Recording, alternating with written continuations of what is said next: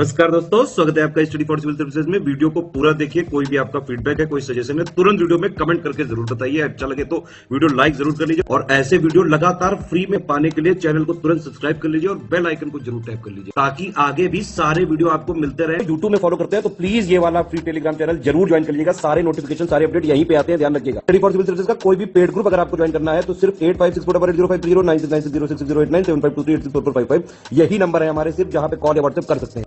Instagram पे हमारा page जरूर फॉलो कर लीजिएगा, स्टडी फॉर सिविल .सर्विसेज है। ट्विटर पे हमको जरूर फॉलो कर लीजिएगा, @स्टडी फॉर सिविल्स है। Hello everyone, welcome you all to study for civil services. आज की हमारी डेट है 23 मई और 23 मई के हमारे इंपॉर्टेंट आर्टिकल्स को हम लोग अब देख लेते हैं। सबसे पहले आप लोग जैसे कि मुझसे पूछते हैं कि ये वाली पेड ग्रुप ये जो अब पीडीएफ है वो कैसे अवेलेबल होगी। तो देखिए, ये वाली पीडीएफ जो है वो अवेलेबल ऐसे नहीं है। ये वाली पीडीएफ आपके लिए जो पेड ग्रुप्स हैं वहां के लिए रहेंगी। तो आप पेड ग्रुप्स को ज्वाइन कर सकते हैं। ये हैं हमारे नंबर्स। इन नंबर्स के थ्रू आपको वहां पे डेली पीडीएफ मिल जाएगी, जिसकी वीडियो एक्सप्लेनेशन आपको मैं प्रोवाइड कर रही हूँ, ये फ्री ऑफ कॉस्ट। उसके अलावा अगर आप यूपीपीसीएस का मेंस का भी ग्रुप ज्वाइन करना चाहते हैं तो वो आप यहाँ से ज्वाइन कर सकते हैं। तो आज के हमारे करंट अफेयर्स को हम लोग देख लेते हैं। भारत के एंटीक्विटी पुरातत्व जो कानून है, अगला है क्वाड का समिट, फिर है सतत भूमि प्रबंधन के लिए उत्कृष्टता केंद्र, फिर है न्यायपालिका की स्वतंत्रता, फिर है विंग्स इंडिया और है कृत्रिम स्वीटनर आर्टिफिशियल स्वीटनर्स। तो देखिए भाई, फर्स्ट आर्टिकल है इंडियन एंटीक्विटी लॉज, भारत पुरातत्व कानून। पिछले 9 वर्षों में 231 चोरी हुई है, जिसके अंदर प्राचीन वस्तुओं की चोरी हमें देखने को मिली है, ऐसा अभी जो है वो बताया गया। देखो, एंटीक्विटी का मतलब क्या होता है? पुरातनता, मतलब कि बहुत ही पुरानी चीजों का यहाँ पर एक अधिनियम होगा। एक्चुअली में 1972 में ये एक अधिनियम आया था जिसमें ये बताया गया था कोई भी ऐसी प्राचीन चीज, जैसे कि कोई सिक्का हो सकता है, कोई बहुत पुराना सिक्का यहाँ पे डिस्कवर किया गया हो, कोई मूर्ति कला, पेंटिंग, पुरालेख, कोई कला शिल्प, कुछ भी हो सकता है, कोई भी इमारत, गुफा, वो सब में से निकला है। तो पिछले टाइम में ऐसा कुछ भी अगर चीज हमें मिली है उसे हम क्या कहते हैं? पुरातन। ठीक है, ऐसा कोई भी लेख, ऐसा कोई भी ऐतिहासिक रुचि की वस्तु जो कम से कम 100 वर्षों से अस्तित्व में है, उसे कहते हैं हम पुरातन। एंटीक्विटी इसको कहा जाता है। पांडुलिपि का भी यही मतलब होता है, कोई ऐसा रिकॉर्ड या ऐसा कोई दस्तावेज जो वैज्ञानिक, ऐतिहासिक, साहित्यिक और सौंदर्यवादी मूल्य का होता है। उसकी पहचान जो है करीब वो 75 सालों से कम नहीं होनी चाहिए, उसको हम क्या कहते हैं? पुरातन। ठीक है भाई। अब इंडिया के लॉज क्या बताते हैं? जैसे कि आपको पता है कि हमारे यहाँ पर लिस्ट है तीन लिस्ट में जो हमारा यूनियन लिस्ट है, संघ सूची, उसका लिस्ट नंबर 67, राज्य सूची का लिस्ट नंबर 12 और संविधान की संवृत्ति सूची का लिस्ट नंबर 40, वो हमें हेरिटेज से डील करता है। ठीक है, और इंडिपेंडेंस से पहले भी 1947 में ये एक बिल पास हुआ था और 1958 में भी यहाँ पर बिल पास हुआ है। तो ये सब चीजें हमें, क्योंकि हमें बहुत सारी चीजें डिस्कवर करने को मिली हैं, तो एएसआई सारा काम देखता है ये वाला। ठीक है, तो ये लॉ इसके ऊपर बनाया गया है इस चीज के लिए। तो ये लाइसेंस पूरा जो है हर चीज के लिए, भाई क्या चीज कहाँ पे रहेगी, क्या उसका यूजेज रहेगा, और हर चीज उससे डील करता है हमारा एएसआई। अब आप देख रहे हैं एएसआई कितना ज्यादा न्यूज, और ये पूरा का पूरा टॉपिक प्रीलिम्स के लिए पढ़ना है, मेंस के लिए इसमें पढ़ने लायक कुछ भी नहीं है। ठीक है, तो ऐसा कुछ नहीं कि अभी कोई पुरातत्व पे कुछ पूछेगा आपका, नहीं। सिर्फ एएसआई इंपॉर्टेंट है, बस एएसआई के बारे में आपको पता होना चाहिए। ठीक है भाई। अगला टॉपिक हमारा काफी इंपॉर्टेंट है क्वाड के ऊपर, क्योंकि आप सभी जानते हैं कि अभी क्वाड जो है वो काफी ज्यादा न्यूज में था। ठीक है, तो अभी क्वाड का समिट जो है वो कैंसिल भी कर दिया गया था, सुना था सभी लोगों ने इसके बारे में, क्योंकि यूएस के प्रेसिडेंट ने जो है यहाँ पर मना कर दिया था। तो यहाँ पर ये चीज जो है वो बात हुई थी। अब अगली बार इंडिया होस्ट करने वाला है और इसमें कोई नए देशों की एंट्री नहीं होगी। ये पता है कि अगले साल इंडिया यहाँ पर होस्ट करने वाला है। तो क्वाड समिट जो है ऑस्ट्रेलिया में मई 24 को शेड्यूल किया गया। ठीक है, तो तीसरी मीटिंग होगी यहाँ पर, जो वहां के प्राइम मिनिस्टर हैं एल्बनीज, उन्होंने यहाँ पर इस पूरी मीटिंग को होस्ट करवाया।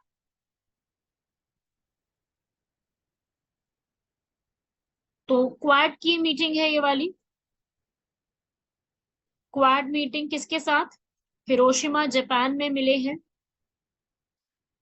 एंथनी एल्बनीज, यूएसए के प्रेसिडेंट जो बाइडेन, जापान के फूमो कुशिदा, इन सब के साथ।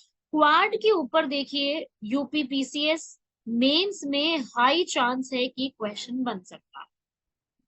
जापान में कंडक्ट हुआ है इस बार का। अमेरिका ने जो इसकी जो अमेरिका के ना आने की वजह से जो प्रॉपर इसकी मीटिंग कंडक्ट होनी थी ऑस्ट्रेलिया में, उसको कैंसिल कर दिया गया। तो अभी फिलहाल के लिए आपको इस चीज को याद रखना है। अब क्वाड क्या है, क्वाड की इंपॉर्टेंस क्या है, that is very important for us. Quad is one of the important topic जो आप लोगों को अपने एग्जाम के लिए कवर अप करना है। क्वाड एक बहुत ही इम्पोर्टेंट टॉपिक है, तो आप क्वाड को तो बिल्कुल भी छोड़ के मत जाइएगा।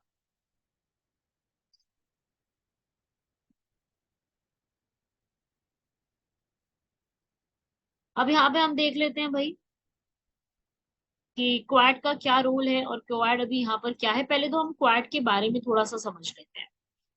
सबसे पहली चीज जो क्वाड है, क्वाड यहाँ पर 4 कंट्रीज की ग्रुपिंग है। Quadrilateral security dialogue, USA, India, Australia, Japan, जिसका मेजर ऑब्जेक्टिव है कि हमारा जो भी पैसिफिक रीजन है, इंडो पैसिफिक, उसमें क्या करना है, चाइना के इन्फ्लुएंस को कम करना है। तो जब भी क्वेश्चन क्वाड पे आता है, ऐसे लिखने के लिए आता है, शॉर्ट नोट लिखने के लिए आता है, या ऐसा पूछ लेता है कि क्वाड हमारे लिए कैसे बेनिफिशियल है, तो आपको यहाँ पर पहले तो ये चीजें बतानी है। फिर बताना है भाई, आप थोड़ा सा हिस्ट्री बता सकते हो कि 2007 में पहली बार ये मिले थे, जिनका जो एक पूरा ऑब्जेक्टिव है, एक अलायंस को बनाना है, एक फोरम डेवलप करना है, डेमोक्रेसी को यहाँ पर इंश्योर करना है। ठीक है। और ये फर्स्ट टाइम आइडिया किसने दिया था, ये क्वेश्चन आपसे, ये आपको अपने मेंस आंसर राइटिंग में नहीं लिखना कि फर्स्ट टाइम इसका आइडिया किसने दिया था।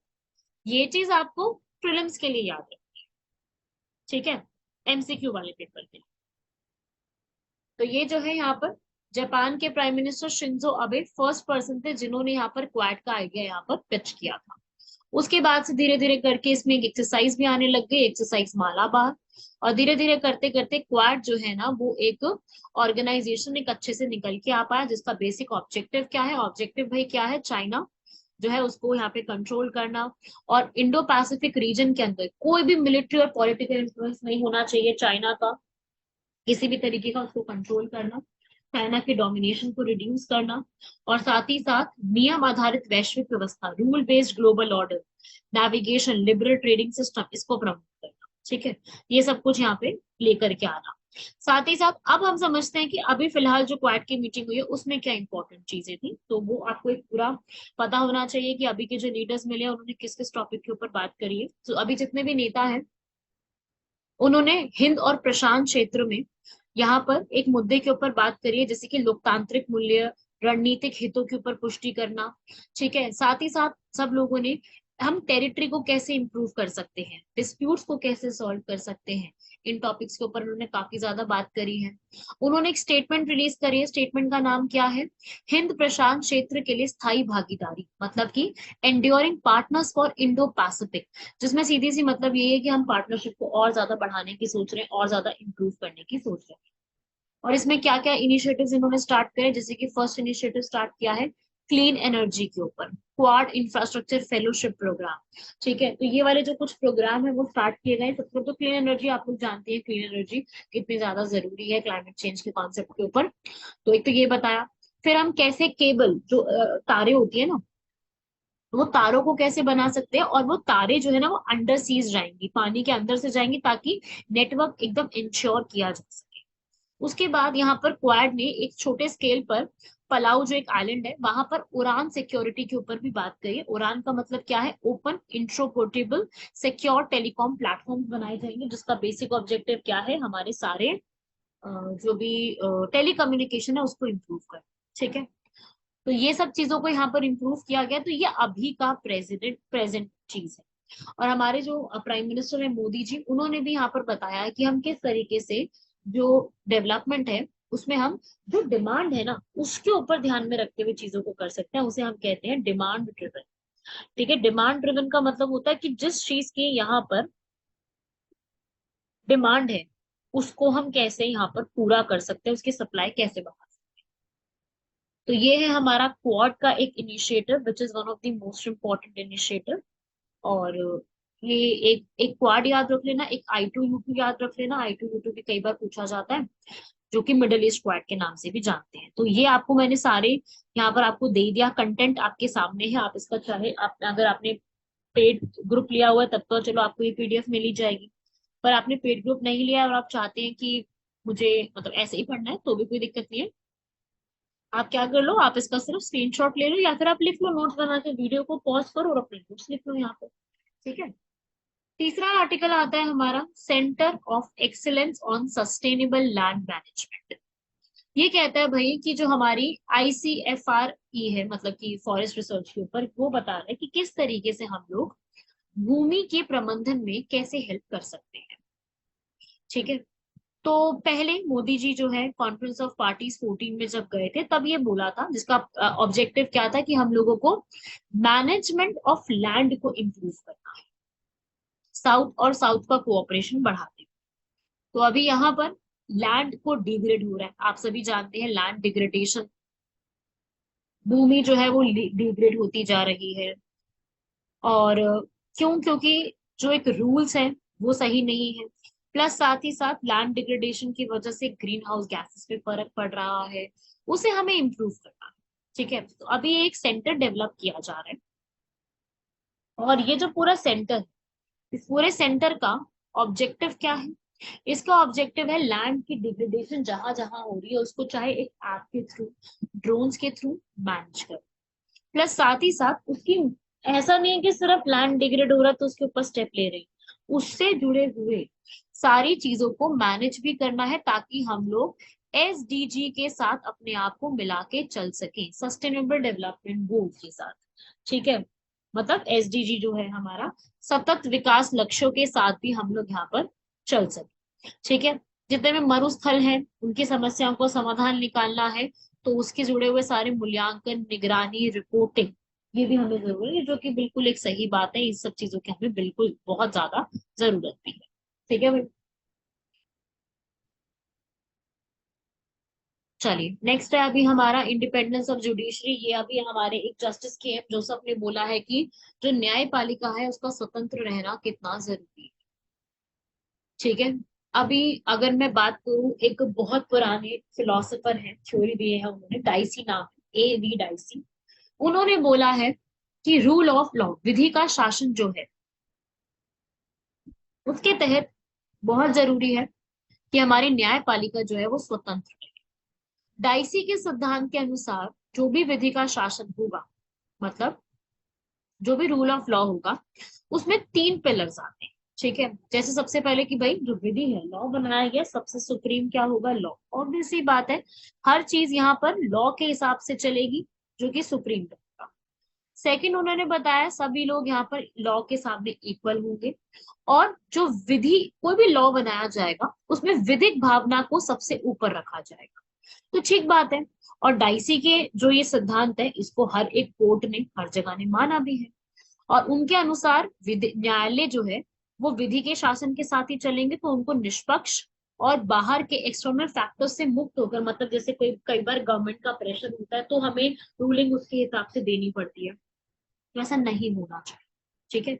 आपको एक्सटर्नल इन्फ्लुएंस से, बाहर के जितना भी प्रभाव होता है उससे बहुत ज्यादा मुक्त होने की जरूरत है, जो कि अपने आप में ठीक बात भी है। तो विधि का शासन तो ये हो गया।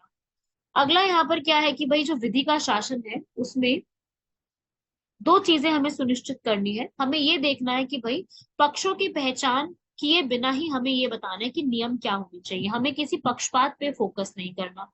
दूसरा, कोई भी विशेष मामले पर कोई भी अगर नियम लागू होता है तो उसे उचित रूप से अनुमानित लगाना चाहिए। ठीक है। ये सब चीजें करवानी होगी। तो जुडिशरी जो है वो बहुत ज्यादा स्वतंत्र होनी चाहिए, ये जरूरी है। और आज के समय में ये हमारा बेसिक फीचर मूल सिद्धांत के रूप में आता है।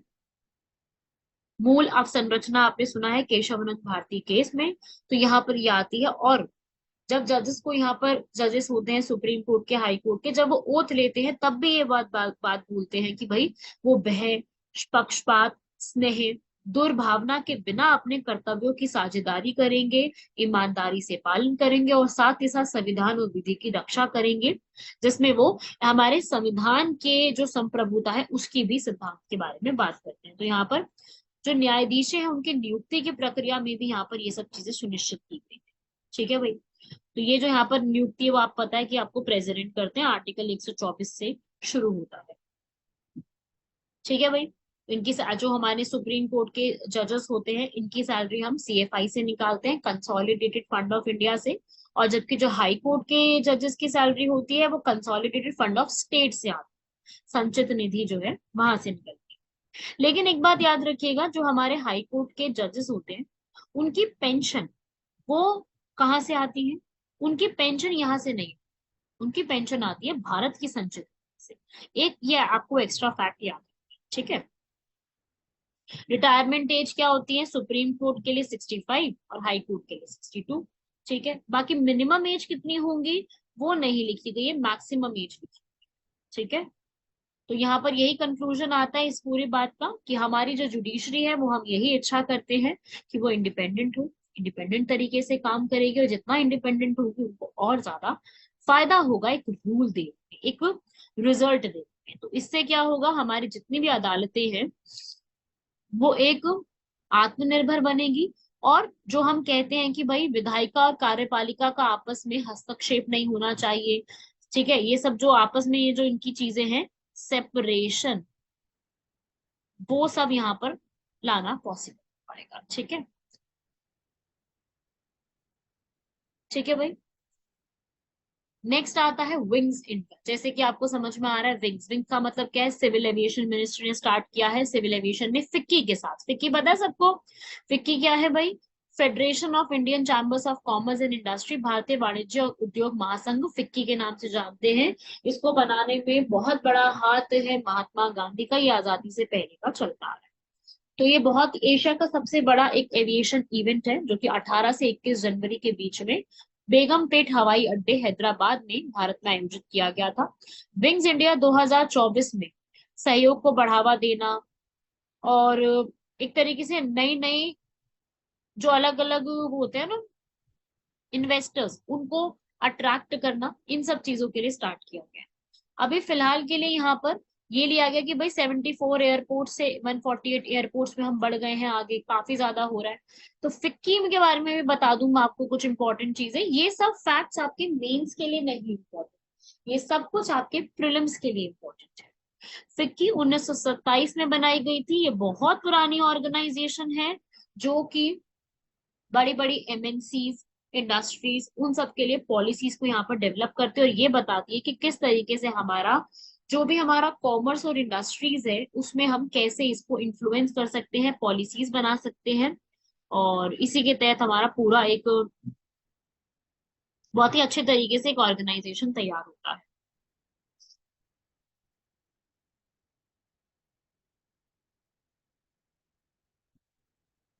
ठीक है भाई। तो ये हमारा हो गया एक तो फिक्की। अब इसके बाद आता है एयरपोर्ट अथॉरिटी, क्योंकि उनके साथ मिलके कर रहे हैं। तो एयरपोर्ट अथॉरिटी 1995 में बनाई गई थी। आज के समय में ये एएआई सबसे बड़ी अथॉरिटी है जो सारा एयरपोर्ट्स का मैनेजमेंट संभालती है। पार्लियामेंट ने बनाया था सारा का सारा टर्मिनल, कहाँ से डोमेस्टिक एयरपोर्ट का कैसे चलेगा, कहाँ से कहाँ तक की फ्लाइट जाएगी, कैसे होगा, क्या उसका रूट रहना चाहिए, कहाँ पे टर्मिनल होगा, मतलब जो भी फ्लाइट से जुड़ी हुई सारी information and everything is there, they are going to sort it out. ठीक है। तो ये आप देख सकते हैं विंग्स इंडिया सबसे बड़ा एक इवेंट ऑर्गेनाइज हुआ है। मतलब इसका भी डेट आएगी नेक्स्ट, अभी होने वाला है ये अगले साल 18 से 21 जनवरी 2024। हमसे वेन्यू पूछ सकता है। अभी जो भी आपका पीसीएस का एग्जाम आ रहा है अपकमिंग, उसमें हमारे लिए टॉपिक में वेन्यू इज इम्पोर्टेंट कि ये कहाँ हो रहा है। ये बेगमपेट एयरपोर्ट हैदराबाद में कंडक्ट किया जाएगा। ठीक है भाई। लास्ट टॉपिक है आज का हमारा आर्टिफिशियल स्वीटनर। सबने सबने इसको कंज्यूम किया ही है, सबको टेस्टी भी लगते हैं, काफी ज्यादा डिलीशियस होते हैं। तो यहाँ पर अब जो नॉन शुगर स्वीटनर्स होते हैं ना, जिसको हम कहते हैं कि भाई शुगर को हम ना ईट करके, जो भी डायबिटीज होते हैं या जिनका जिनका जो भी वेट लॉस कर रहे होते हैं लेकिन शुगर की रिक्वायरमेंट है, तो नॉन शुगर स्वीटनर्स यूज कर लेते हैं क्योंकि उसमें कोई कैलोरी नहीं होती है। तो वो क्या है यहाँ पर, चीनी रहित स्वीटनर्स जो होते हैं उनके इस्तेमाल के ऊपर डब्ल्यूएचओ ने नई गाइडलाइंस जारी करी है, जिसमें कैलोरी नहीं होती, वेट लॉस में हेल्प करते हैं, ब्लड ग्लूकोज को, जिनको भी डायबिटीज उनको कंट्रोल करने में हेल्प करते हैं।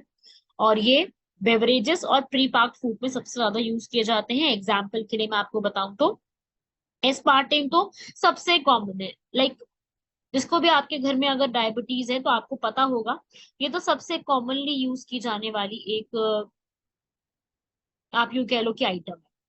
ठीक है, सुक्रालोस, नियोटीन, सैचुरिन, स्टीविया, स्टीविया डेरिवेटिव, ये सब एस्पार्टेम जो है वो यूज किया जाता है नो शुगर नो कैलोरीज के माध्यम से। ये तो काफी ज्यादा फेमस रहा है। और बाकी सैचुरिन का हम लोग जो है टी और कॉफी में इस्तेमाल करते हैं। तो यहाँ पर इन्होंने बोला है कि अगर हम नॉन शुगर चीजों का इस्तेमाल करते हो तो थोड़ा बॉडी मास इंडेक्स जो होता है ना हमारा बीएमआई, शरीर द्रव्यमान सूचकांक जो हमारा होता है वो थोड़ा सा यहाँ पे बढ़ जाता है, मोटापे का जोखिम थोड़ा बढ़ जाता है।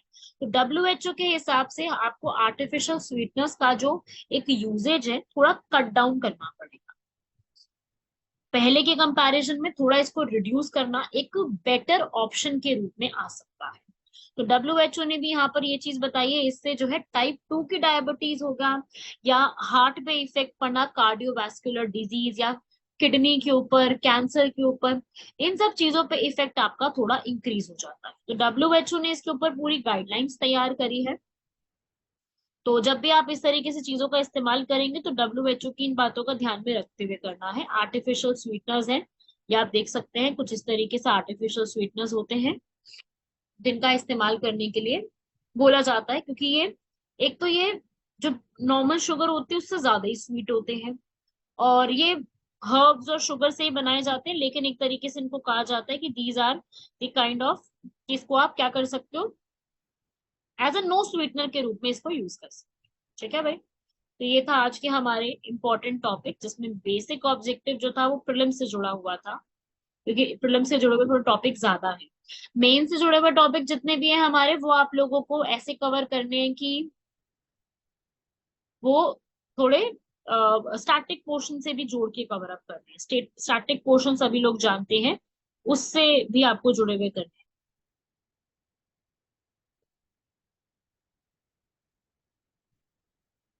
अब आते हैं आज के हमारे क्वेश्चन पे। क्वेश्चन आप सभी लोग जानते ही हैं।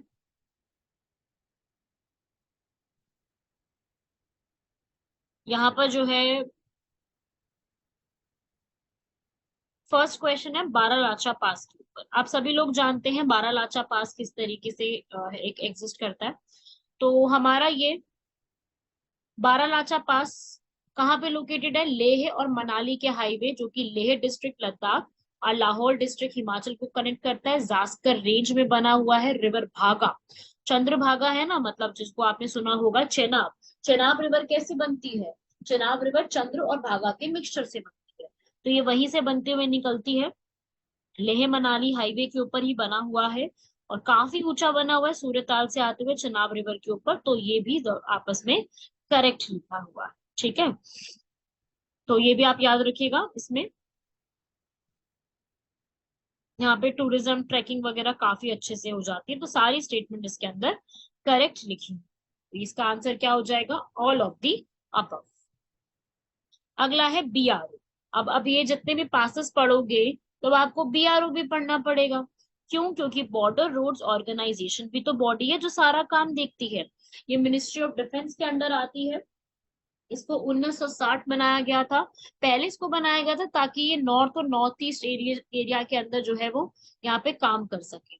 बाद में इसका काम जो है पूरा ही दे दिया गया, और इनका जो लोगो है वो भी है, आपने देखा होगा कभी लोगो। हेडक्वार्टर्स इसके दिल्ली में बने हुए हैं, और इसका जो मोटो है, मोटो क्या है, श्रीमन शमेव सर्वम साध्यम। ठीक है भाई, तो इस तरीके से बनाया हुआ है। और इंडिया चाइना के जो बॉर्डर रोड्स हैं उस पे करना। अभी रिसेंटली गिनीज वर्ल्ड रिकॉर्ड में जो है बीआरओ का नाम दर्ज किया गया है। क्यों किया गया है? क्योंकि वो वर्ल्ड का सबसे ऊंचा, हाईएस्ट ऑल्टीट्यूड रोड के ऊपर उमलिंगला जो पास है उसको बनाया गया है। साथ ही साथ अटल टनल, अटल सेतु, बहुत सारी जगह के जो है इन्होंने इस तरीके से नाम बनाए।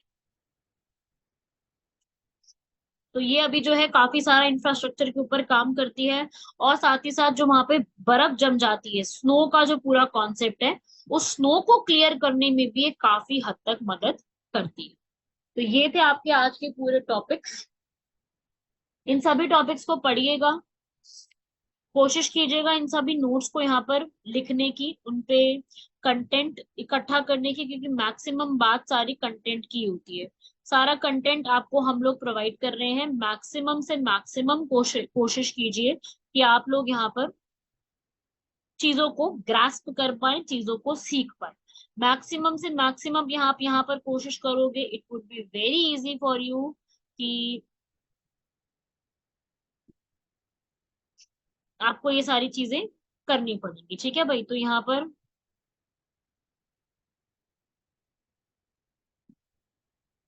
ठीक है भाई, तो आप इस तरीके से अपना ये पूरा टॉपिक्स कवर अप कीजिए। बाकी कोई भी आपको डाउट है तो आप कमेंट बॉक्स में कमेंट करके बता सकते हैं। वीडियो को लाइक जरूर कीजिएगा, इससे हमें डेली डेली वीडियोस बनाने में बहुत मोटिवेशन मिलती है। ठीक है? तो आप इस तरीके से पूरा अपना अपना जो है लिखते रहिए, कवर अप करते रहिए सारी चीजों को। बाकी मिलते हैं आप लोगों से नेक्स्ट लेक्चर में। तब तक के लिए धन्यवाद, शुक्रिया, जय हिंद। यहाँ तक अपना कवर करिए, पढ़ते रहिए, बहुत अच्छे से अपनी पढ़ाई पे फोकस कीजिए। All the very best.